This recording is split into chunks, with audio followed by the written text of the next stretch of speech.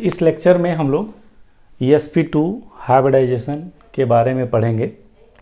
जैसा कि पिछले लेक्चर में हमने sp हाइब्रिडाइजेशन का पूरा डिटेल में डिफिनीसन बताया और कुछ एग्जांपल्स उसके हमने दिखाए कि कौन कौन से मॉलिक्यूल में sp हाइब्रिडाइजेशन होता है। तो यहाँ नेक्स्ट हम लोग sp2 हाइब्रिडाइजेशन के बारे में देखेंगे।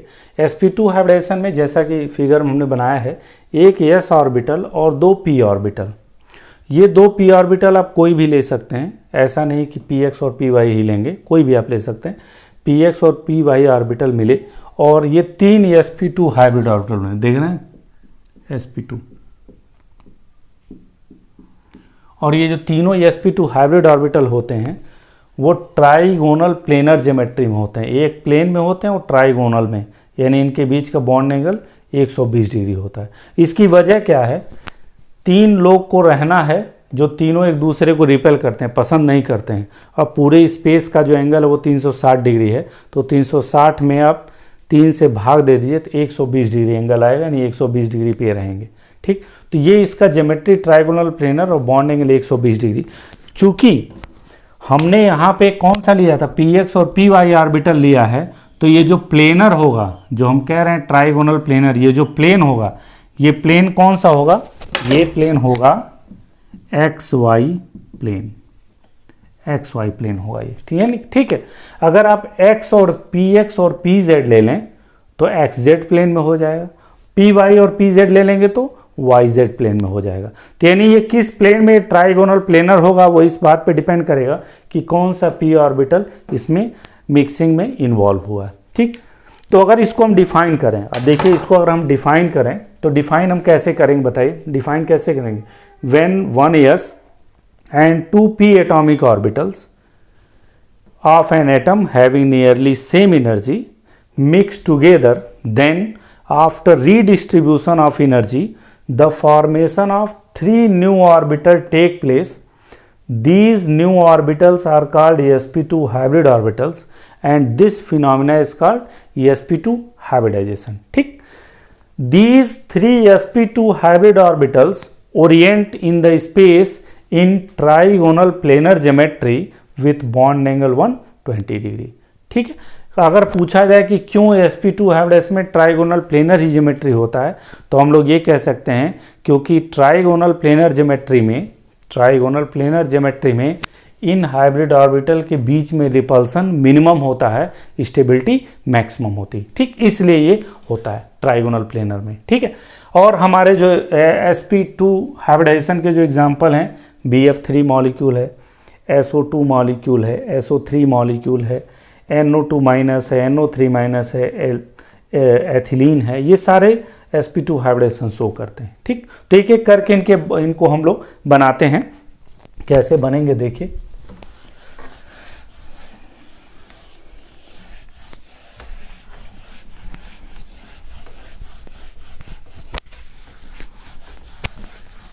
चलिए पहले हम लोग लेते हैं, पहले हम लोग bf3 की बात करते हैं। bf3 की बोरान का 5 होता है, 1s2 2s2 2p1।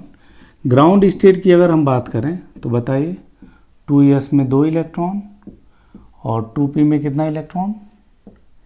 1 इलेक्ट्रॉन। ठीक, ग्राउंड स्टेट की कोवैलेंसी थोड़ा बताइए, कोवैलेंसी कितनी हुई बताइए?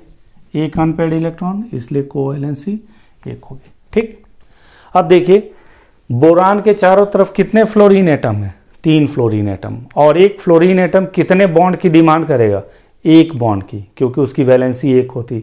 यानी टोटल 3 फ्लोरीन एटम कितने कोवैलेंट बॉन्ड की डिमांड करेंगे? 3 कोवैलेंट बॉन्ड की। इसका मतलब ये है कि बोरान को किस कोवैलेंसी में जाना पड़ेगा, किस एक्साइटेड स्टेट में जाना पड़ेगा? जिस एक्साइटेड स्टेट में उसकी कोवैलेंसी 3 हो। तो हम लोग क्या करते हैं, इसको एक्साइटेड स्टेट में भेज देते हैं, और जैसे ही आप इसको एक्साइटेड स्टेट में भेजें तो अब देखिए इसकी कोवैलेंसी 3 हो गई। अब इस एक्साइटेड स्टेट की कोवैलेंसी और बोरान के चारों तरफ सराउंडिंग एटम की कोवैलेंसी बराबर हो गई। ठीक, पहला केस हमने कहा था, पहला इसी बात को ध्यान रखना है कि एक्साइटेड स्टेट की covalency must be equal to the total covalency of surrounding atom which attach with central atom, जो उस एटम से अटैच हैं जिसका हम हाइब्रिडाइजेशन निकाल रहे हैं। ठीक, तो अब ये 3 हो गए। अब बताइए दूसरा कितने ऑर्बिटल मिक्स होंगे, ये इस बात पे डिपेंड करेगा कि कितने इसको कोवैलेंट बॉन्ड बनाने हैं। और कोवैलेंट बॉन्ड की संख्या हमेशा सराउंडिंग एटम की संख्या के बराबर होता है। 3 फ्लोरीन है तो 3 कोवैलेंट बॉन्ड बनाने हैं, तो हमें इन तीनों को मिक्स करना पड़ेगा, तभी जाके 3 sp2 हाइब्रिड ऑर्बिटल बनेंगे। तो sp2 हाइब्रिडाइजेशन होगा, 3 sp2 हाइब्रिड ऑर्बिटल बने। ठीक, और ये तीनों sp2 हाइब्रिड ऑर्बिटल क्या करेंगे बताइए, फ्लोरीन के साथ ओवरलैप करके सिग्मा बॉन्ड बनाएंगे। अगर हम आपसे कहें कि ये सिग्मा बॉन्ड किसके ओवरलैपिंग से बना है, बताइए किसके ओवरलैपिंग से सिग्मा बॉन्ड बना है, तो किसके ओवरलैपिंग से बताइए, sp2 हाइब्रिड ऑर्बिटल किसका, बोरान का, और p ऑर्बिटल किसका, फ्लोरीन का, इनके ओवरलैपिंग से बना है। तो ये भी ध्यान रखा जाता है कि सिग्मा बॉन्ड किनके ओवरलैपिंग से बना है, तो sp2 hybrid orbital of boron and p orbital of fluorine. ठीक है, तो ये इसका नेचर होगा। और इसके हम शेप की बात करें तो शेप कैसे होगा बताइए, बी एफ एफ एफ, इसका शेप या ज्योमेट्री कितना हो जाएगा, ट्राइगोनल प्लेनर, टीपी हम कहते हैं, ट्राइगोनल प्लेनर। बॉन्ड एंगल कितना होगा बताइए, बॉन्ड एंगल कितना हो जाएगा इसका, बॉन्ड एंगल हो जाएगा 120 डिग्री, ट्राइगोनल प्लेनर और 120 डिग्री। तो ये CbF3 मॉलिक्यूल का हाइब्रिडाइजेशन हम लोग कैसे निकालते हैं ये हमने दिखाया आपको। ठीक, नेक्स्ट हम लोग आते हैं दूसरे मॉलिक्यूल पे।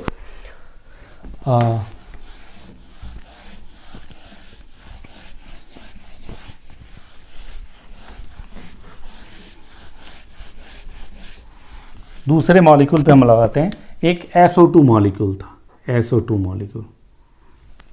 मॉलिक्यूल देखिए, SO2 में सल्फर सेंट्रल एटम है 16, 1s2, 2s2, 2p6, 3s2, 3p4 और 3d क्या होगा, खाली होगा। ठीक, ग्राउंड स्टेट की अगर हम बात करें तो देखिए 3s में कितना इलेक्ट्रॉन है, 2 इलेक्ट्रॉन, और 3p कितना है, 4 इलेक्ट्रॉन, 1 2 3 4, और 3d क्या है, खाली। ठीक, अब देखिए अगर इस ग्राउंड स्टेट की कोवैलेंसी की बात करें तो बताइए इस ग्राउंड स्टेट की कोवैलेंसी कितनी है, बताइए इस ग्राउंड स्टेट की कोवैलेंसी कितनी है, 2 अनपेयर्ड इलेक्ट्रॉन, तो कोवैलेंसी कितनी, 2 कोवैलेंसी। ठीक, अब यहाँ पे आइए, सल्फर के चारों तरफ कितने ऑक्सीजन एटम है, 2 ऑक्सीजन एटम है। एक ऑक्सीजन एटम कितने डिमांड करता है बॉन्ड बनाने की, 2 कोवैलेंट बॉन्ड बनाने की डिमांड करता है, यानी 2 ऑक्सीजन कितने की डिमांड करेंगे, 4 बॉन्ड बनाने की। यानी कि सल्फर को ऐसे एक्साइटेड स्टेट में जाना पड़ेगा जहां उसकी कोवैलेंसी कितनी हो जाए, 4 हो जाए। तो हम लोग सल्फर का फर्स्ट एक्साइटेड स्टेट ले लें। फर्स्ट एक्साइटेड स्टेट का मतलब केवल 1 इलेक्ट्रॉन एक्साइट कराइए, देखिए कितनी कोवैलेंसी, 4। अब ये परफेक्ट, अब इसी एक्साइटेड स्टेट में ये हाइब्रिडाइजेशन करेगा। ठीक, अब दूसरा हमने क्या कहा, दूसरी बात कि हाइब्रिडाइजेशन में उतने ही एटॉमिक ऑर्बिटल को मिक्स करिए जितना सिग्मा बॉन्ड बनाना है, जितना कि सिग्मा बॉन्ड बनाना है। तो बताइए सल्फर के किनारे 2 ऑक्सीजन है तो 2 सिग्मा बॉन्ड बनाना है। ठीक, तो 2 सिग्मा बॉन्ड बनाने के लिए हमें 2 हाइब्रिड ऑर्बिटल चाहिए 1-1 इलेक्ट्रॉन वाले, लेकिन अगर हम इन 2 को ही मिक्स करेंगे तो एक ही ऑर्बिटल मिलेगा, इसलिए हमें कितने को मिक्स करना पड़ता है, 3 को मिक्स करना पड़ता है, sp2 हाइब्रिडाइजेशन, और 3 मिक्स करेंगे और इन 3 sp2 हाइब्रिड ऑर्बिटल में 4 इलेक्ट्रॉन भर जाएंगे। और क्या क्या बचा, एक p ऑर्बिटल बच गया और एक क्या बच गया, d ऑर्बिटल बच गया। 2 ये अनहाइब्रिडाइज्ड ऑर्बिटल, और ये क्या है, ये बताइए क्या है? ये आपके हैं 3 sp2 hybrid orbitals, 3 sp2 hybrid orbitals हैं, और ये जो अनहाइब्रिडाइज्ड हैं। ठीक, अब देखिए इन दोनों के साथ ऑक्सीजन क्या बनाएगा, सिग्मा बॉन्ड बनाएगा। ठीक है, सिग्मा बॉन्ड बनाएगा। अब ये ऑक्सीजन का ऑक्टेट पूरा नहीं हुआ है, तो ये क्या करेगा, ये दोनों ऑक्सीजन इनके साथ क्या बना लेगा, पाई बॉन्ड बना लेगा। ठीक, तो अब देखिए सल्फर के पास कितने sp2 हाइब्रिड ऑर्बिटल हैं, 3 sp2 हाइब्रिड ऑर्बिटल। एक sp2 हाइब्रिड ऑर्बिटल में क्या है, लोन पेयर, यानी कि ये एक लोन पेयर है। हम ऐसे दिखा सकते हैं, ऐसे भी, ऐसे, ये sp2 हाइब्रिड ऑर्बिटल में लोन पेयर है। बाकी दो ऑक्सीजन के साथ सिग्मा बॉन्ड बना रहे हैं और सिग्मा बॉन्ड के साथ साथ ये पाई बॉन्ड भी बना रहे हैं, ऐसे। ठीक, एक बात का यहाँ ध्यान रखिएगा, यहाँ जो पाई बॉन्ड बना है वो देखिए ऑक्सीजन के p ऑर्बिटल और सल्फर के d ऑर्बिटल के बीच में बना है, तो ये कहलाएगा p पाई d पाई बॉन्ड।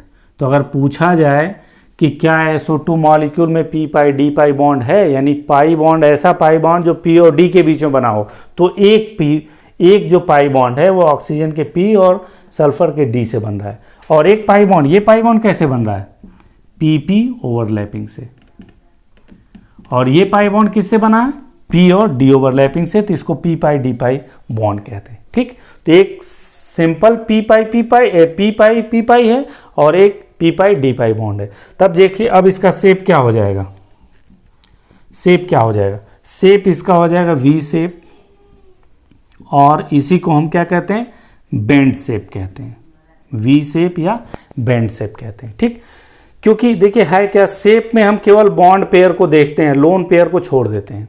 तो जब ये नहीं दिखेगा तो देखिए ये V शेप में है ना, या ऐसे बेंड शेप में कहते हैं।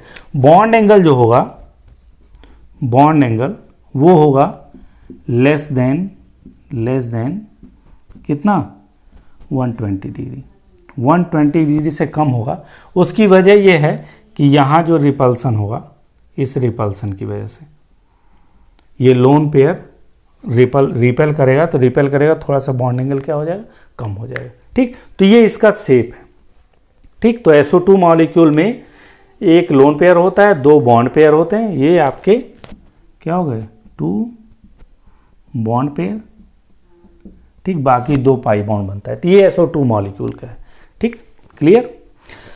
यहीं पे थोड़ा सा हम आपको बता दें कि क्यों लोन पेयर ज़्यादा रिपेल करता है in comparison to bond pair, थोड़ा सा यहाँ बता दें।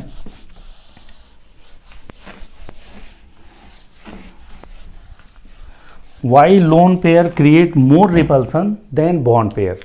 तो अगर सपोज करें, जैसे मान लीजिए हम अमोनिया की बात करें, तो अमोनिया में एक ये लोन पेयर होता है, और जैसे हाइड्रोजन है ना, ये 3 आपके बॉन्ड पेयर होंगे, जैसे ऐसे अमोनिया है, 3 बॉन्ड पेयर होंगे। देखिए लोन पेयर में भी 2 ही इलेक्ट्रॉन रहता है, बॉन्ड पेयर में भी कितना इलेक्ट्रॉन रहता है, 2 ही इलेक्ट्रॉन रहता है। लेकिन ये क्यों रिपेल ज़्यादा करता है, ठीक, होता क्या है कि बॉन्ड पेयर जो होता है वो 2 न्यूक्लियस के द्वारा गवर्न होता है, और 2 न्यूक्लियस के द्वारा गवर्न होने की वजह से ये दोनों न्यूक्लियस के बीच में फैला होता है। और लोन पेयर क्या होता है, एक ही न्यूक्लियस के द्वारा गवर्न होता है, तो एक के पास ऐसे इलेक्ट्रॉन डेंसिटी ज़्यादा बनी रहती है। तो ऑब्वियस सी बात है, ये थोड़ा मोटा हो जाता है और ये थोड़े स्लिम हो जाते हैं, इसलिए ये मोर रिपल्सन क्रिएट करता है, मोर रिपल्सन क्रिएट करता है।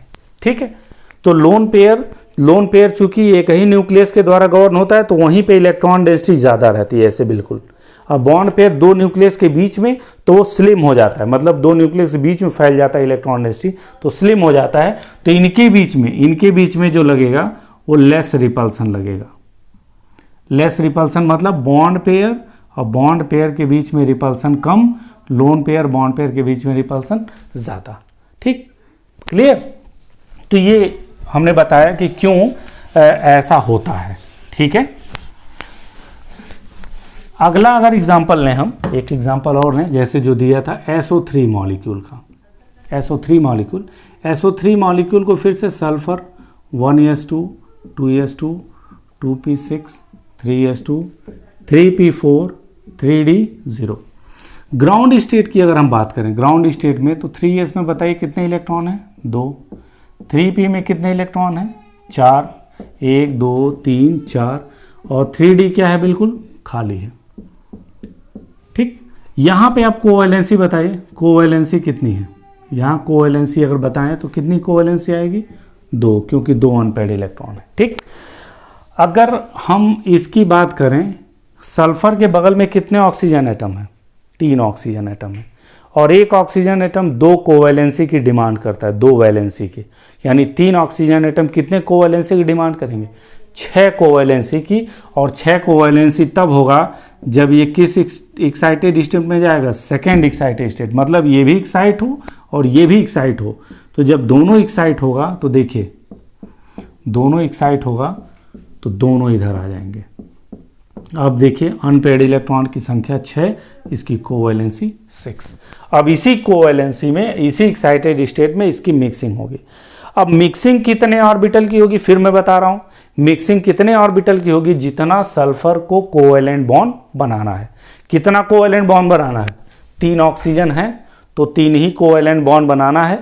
तो 3 कोवैलेंट बॉन्ड बनाना है तो हम केवल 3 ऑर्बिटल को मिक्स कर दें, 3 ऑर्बिटल को मिक्स कर दें sp हाइब्रिडाइजेशन से। तो 3 ऑर्बिटल मिक्स होंगे तो 3 sp हाइब्रिड ऑर्बिटल आएंगे, जिसमें 3 इलेक्ट्रॉन होंगे। एक p बचा और कितने d बचे? 2 d बचे। ठीक, अब ये जो 3 sp हाइब्रिड ऑर्बिटल हैं, इनसे ऑक्सीजन क्या बनाएगा? Sigma bond. लेकिन अभी भी इनके ऑक्टेट पूरे नहीं हैं, और जब ऑक्टेट पूरे नहीं हैं तो ये फिर क्या करेंगे? इनसे क्या बनाएंगे? पाई बॉन्ड बनाएंगे। अब देखिए, इसमें कितने 2 पाई बॉन्ड जो हैं वो क्या हैं? p पाई d पाई बॉन्ड हैं। 2 पाई बॉन्ड p पाई d पाई, मतलब ऑक्सीजन के p ऑर्बिटल और सल्फर के d ऑर्बिटल को ओवरलैपिंग से बन रहे हैं। और एक पाई बॉन्ड कैसा है? p पाई p ऑर्बिटल को ओवरलैपिंग से बन रहा है। शेप आप बड़े आसानी से बना सकते हैं। देखिए ऐसे शेप बताइए क्या हो गया? शेप हो गया ट्राइगोनल प्लेनर। अब बॉन्ड एंगल कितना हो गया? बॉन्ड एंगल कितना हो जाएगा बताइए? 120 डिग्री, 120 डिग्री बॉन्ड एंगल। ठीक, तो ये SO3 मॉलिक्यूल का, तो किस एक्साइटेड स्टेट में हाइब्रिडाइज होगा और कितने ऑर्बिटल हाइब्रिडाइज होंगे, ये बहुत जानना जरूरी है। मैं आपको ट्रिक बता दूंगा, जब ये सारा हाइब्रिडाइजेशन हो जाएगा तो मैं आपको ट्रिक बता दूंगा, जो कुछ सेकंड में आप हाइब्रिडाइजेशन को निकाल सकते हैं। लेकिन ट्रिक से आप कॉन्सेप्ट नहीं जान पाएंगे, तो कॉन्सेप्ट आपको जानना बहुत ज़रूरी है। वही मैं कोशिश कर रहा हूँ कि आपको पूरा हाइब्रिडाइजेशन का कॉन्सेप्ट एकदम सीरियल से, सिक्वेंस से आपको मालूम चल जाए। ठीक, और आगे हम एग्जाम्पल लेते हैं, और आगे हम लोग एग्जाम्पल लें। जैसे NO2 माइनस, नाइट्रोजन का साथ होता है 1s2 2s2 2p3। Ground state की बात करें तो 2s में 2 इलेक्ट्रॉन और 2p में 3 इलेक्ट्रॉन। चूँकि इसमें तीसरी कक्षा नहीं होती है, इसलिए d ऑर्बिटल इसमें नहीं होगा। इसमें कोई एक्साइटेशन और नहीं हो सकता है, यानी नाइट्रोजन सिर्फ एक ही कोवैलेंसी शो करेगा, और वो कोवैलेंसी क्या होगी? 3 होगी। ठीक, अब हम देखें, नाइट्रोजन के चारों तरफ कितने ऑक्सीजन है? 2 ऑक्सीजन है। 2 ऑक्सीजन 4 कोवैलेंसी की डिमांड करेंगे। 4 कोवैलेंसी की डिमांड करेंगे, जिसमें से एक निगेटिव चार्ज का मतलब एक बाहर से इलेक्ट्रॉन आ गया है, तो एक कोवैलेंसी उनकी सेटिस्फाई हो जाएगी। बचेगा कितना? 3 कोवैलेंसी। और हमारा देखिए यहाँ 3 कोवैलेंसी है, तो यहाँ हम क्या करेंगे? इसी एक्साइटेड स्टेट में 3 कोवैलेंसी, यहाँ भी ऑक्सीजन का दोनों ऑक्सीजन का मिला दिया तो 3 कोवैलेंसी। इसी कंडीशन में हम इसको हाइब्रिडाइज करेंगे। अब बताइए, नाइट्रोजन को कितना सिग्मा बॉन्ड बनाना है? 2 सिग्मा बॉन्ड। तो हमें 2 हाइब्रिड ऑर्बिटल चाहिए, सिंगल बॉन्ड वाले, सिंगल इलेक्ट्रॉन वाले। वो तब मिलेंगे जब हम 3 को हाइब्रिडाइज करेंगे, क्योंकि ये तो भाग नहीं लेगा। तो sp2 हाइब्रिडाइजेशन हुआ। कितने hybrid orbital? 3 sp2 hybrid orbital, और इन 3 sp2 हाइब्रिड ऑर्बिटल में 4 इलेक्ट्रॉन और एक p ऑर्बिटल आपका खाली रहेगा, उधर अनहाइब्रिडाइज रहेगा। अब देखिए, एक ऑक्सीजन इसके साथ सिग्मा बॉन्ड, एक ऑक्सीजन इसके साथ सिग्मा बॉन्ड, एक जो माइनस यानी इलेक्ट्रॉन बाहर से आया उसको दे दीजिए, इसका ऑक्टेट पूरा। इसका ऑक्टेट नहीं पूरा है तो ये भाई साहब इनके साथ पाई बॉन्ड बना लेंगे। अब इसका अगर शेप बनाए तो देखिए, नाइट्रोजन है, एक sp2 हाइब्रिड ऑर्बिटल में क्या रखा है, लोन पेयर, और बाकी दो sp2 हाइब्रिड ऑर्बिटल, एक में निगेटिव ऑक्सीजन और एक में डबल बॉन्ड ऑक्सीजन। तो बताइए शेप क्या हो गया, शेप में लोन पेयर को हम नहीं देखेंगे, शेप हो जाएगा वी शेप और बेंड शेप। और बॉन्ड एंगल कितना हो जाएगा, लेस देन 120 डिग्री, 120 डिग्री से कम, क्योंकि ये रिपेल कर देगा थोड़ा सा, तो ये नीचे आ जाएगा। ठीक, लेकिन अगर इसके हम ज्योमेट्री की बात करें तो ज्योमेट्री इसका ट्राइगोनल प्लेनर ही कहलाएगा। ज्योमेट्री में जनरली हम लोग लोन पेयर और बॉन्ड पेयर दोनों को कंसीडर करते हैं ज्योमेट्री में, शेप में केवल बॉन्ड पेयर को कंसीडर किया जाता है। ठीक है, लेकिन जनरली जो प्रॉब्लम आते हैं आपको, प्रॉब्लम में शेप और ज्योमेट्री को सेम मानते हैं, तो आप वहाँ शेप और ज्योमेट्री का जब भी पूछे तो आप बॉन्ड पेयर को हटा के ही दिखाइएगा। लेकिन स्ट्रिक्टली यदि देखा जाए तो ज्योमेट्री में बॉन्ड पेयर लोन पेयर दोनों को इंक्लूड किया जाता है और शेप में केवल बॉन्ड पेयर को इंक्लूड किया जाता है। तो ये आपका NO2 मॉलिक्यूल का है। यहीं पे हम NO3 का भी बना दे रहे हैं, NO3 का।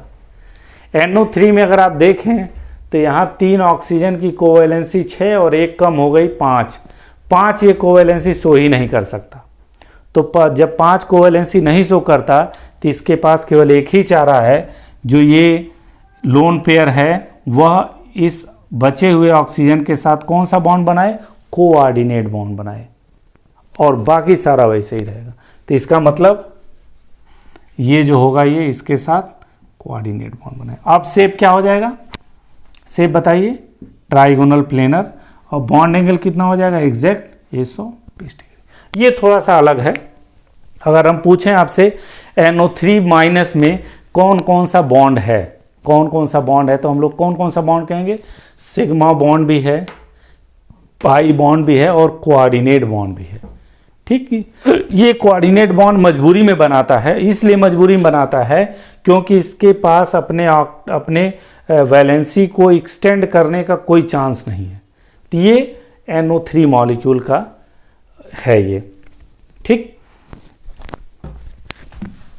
तो मैंने लगभग बहुत सारे मॉलिक्यूल का बता दिया, और इसमें थोड़ा सा हम एक टेबल बना दे रहे हैं आपको।